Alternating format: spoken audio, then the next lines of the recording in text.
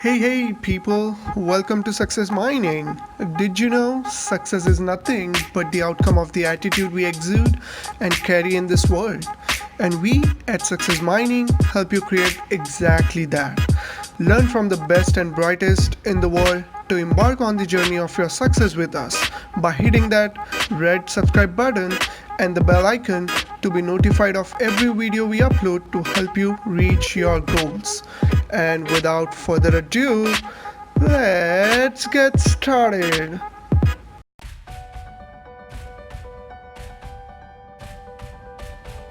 You have the same fun true. from innovation as from business, running a business?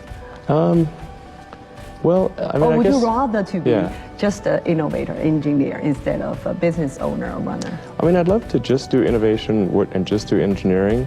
But you raise a good point because, you know, a lot of life in general, in any job, there's like, you have to do your chores. You know, there's... Because nobody else can do that for you, right? Well, it's, yeah, I think to be successful at almost anything, you can't, you have to do the tough stuff and as well as the enjoyable stuff. You have to do the boring stuff as well as the non-boring stuff. And if you don't do your chores, then bad things will happen. But if they don't do the things that they don't like to do, then the company will be in trouble. Yeah. Like you have to, you basically, like it's more fun to cook the meal than to clean the dishes, okay? But you need to clean the dishes. You need to do both. Yes, you need to do both, exactly. With Tesla, your goal has been to make a better car. And you've done that with an electric vehicle that people covet, that has quite a cult following, that's upgradable. But you also want to achieve, and your turn of phrase is very nice, or try to achieve this platonic ideal of a car, right? To reach perfection. So what does the perfect car look like? Well, I mean, I do use that phrase with our engineering design team, that aspirationally we're in pursuit of the platonic ideal of the perfect car. Who knows what that looks like actually, but it's, you want to try to make every element of the car as flawless as possible. And there will always be, you know, some degree of imperfection, but try to minimize that and create a car that is just delightful in every way. And I think if you do that, then the rest kind of takes care of itself. Whatever you're doing is a great product or service. It has to be really great. And I go back to what I was saying earlier where if you're a new company, I mean, unless it's like some new industry or new market that, if it's an untapped market, or then you have more ability to, the standard is lower for your product or service. But if you're entering anything where there's an existing marketplace against large entrenched competitors, then your product or service needs to be much better than theirs. It can't be a little bit better, because then you put yourself in the shoes of the consumer and they say, why would you buy it as a consumer? You're always going to buy the trusted brand unless there's a big difference. So a lot of times, you know, an entrepreneur will come up with something which is only slightly better. And it can't just be slightly better. It's got to be a lot better. Number three, I'd say, is constantly seek criticism. A well thought out critique of whatever you're doing is as valuable as gold.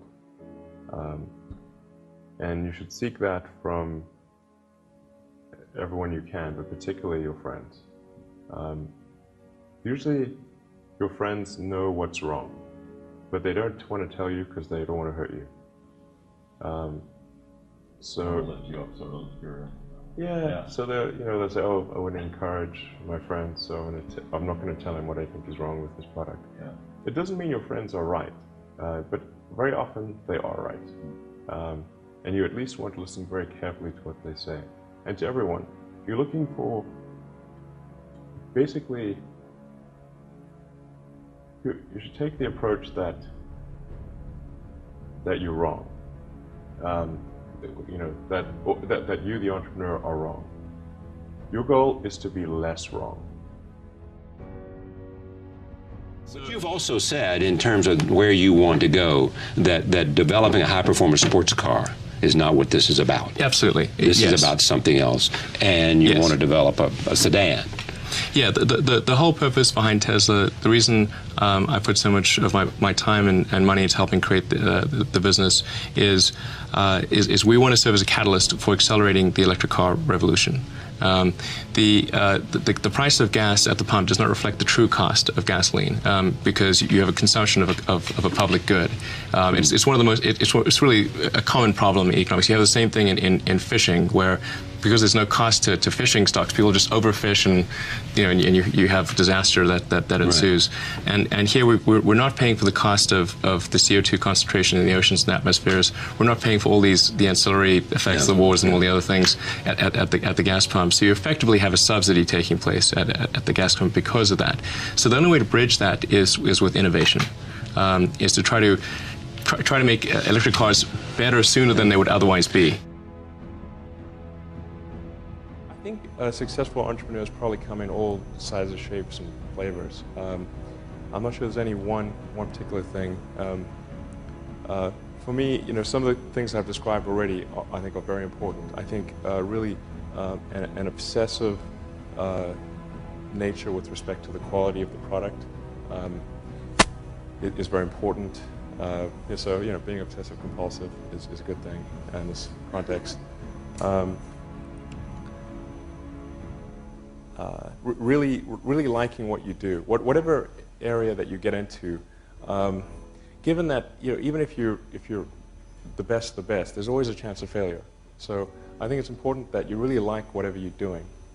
If you don't like it, life is too short.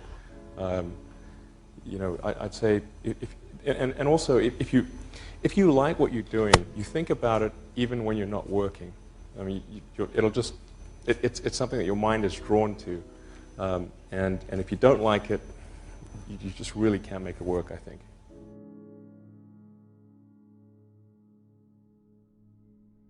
And he asked me what I was going to do after PayPal, and I thought, well, I was wondering, like, I'd like to get involved in space, but I just didn't think there was anything I could do as an individual. But I was curious as to when NASA would be sending a team to Mars, because that was always going to be the thing to do after the moon. I figured that there'd be some plan, and I'd just go to the website and I could read the schedule. And then Mars occurs. Oh yeah, it's like, okay, 2017, good, okay. But actually there wasn't anything on the website, and or at least I thought, like, can I not find it? Like, what's going on here? And is it secret? I don't know. But it turned out that NASA had done a study on what it would cost to do a manned Mars mission, and this was under Bush the First, and in his first, he asked for a 90-day study shortly after taking office, and NASA came back with a $500 billion price tag, and he said, okay, maybe not. Billion with a B. That's when $500 billion was serious money for the government. So then that got totally shelved, and it was like you were not allowed to talk about any kind of crewed mission to Mars at NASA. Anyway, but I thought, well, if I can do something that would galvanize public interest, and then that public interest would translate to additional appropriations for NASA and increase their budget, then maybe they could do it. So actually, what I started thinking I would do is send a small greenhouse to the surface of Mars with seeds in dehydrated gel, and then upon landing, hydrate the gel and grow the plants. And the public tends to respond to precedents and superlatives. So this would be the furthest that life's ever traveled, the first life on Mars. I tried to figure out how to do this with the proceeds that I had from PayPal. And I was able to figure out how to get the cost of the spacecraft down and the communications and the little greenhouse and everything. But the one thing I couldn't compress was the cost to launch, because there are only a few options. And the US options were way too expensive. And so I ended up going to Russia 3 times to try to buy the biggest ICBM in the Russian nuclear fleet. That's where I'd start, yeah. Yeah. Go big or go home, right? Yeah. I mean, okay. There was some strange trips, that's for sure. But there's like virtually Like you can buy any. It's a very capitalist society in some ways. So I actually did negotiate a deal to buy 2 of the ICBMs minus the nukes. But I came to the conclusion after that 3rd trip that it wouldn't really matter. Like I actually came to the conclusion that my initial premise was wrong, because I actually think there's a tremendous amount of will in the American population, particularly, to explore. The United States, maybe more than any other country, is a distillation of the human spirit of exploration, and it's really fundamental to psyche. So, if people think there's a way, I think it would actually get a lot of support. But it can't be just banging your head against the wall. I've got to believe that this can be done without breaking the federal budget. So that's when I said, okay, well, is there some way to affect the cost of space transport? And so I got together with a group of people over a series of Saturdays just to try to understand, is there something fundamentally super expensive about rockets, or can the cost be substantially improved? We had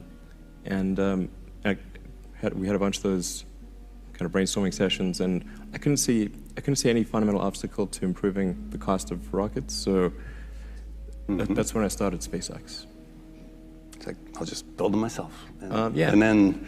But like I said, at that point, I would say the probability of success was definitely less than 50%. I thought it would most likely not succeed, but it was worth a try.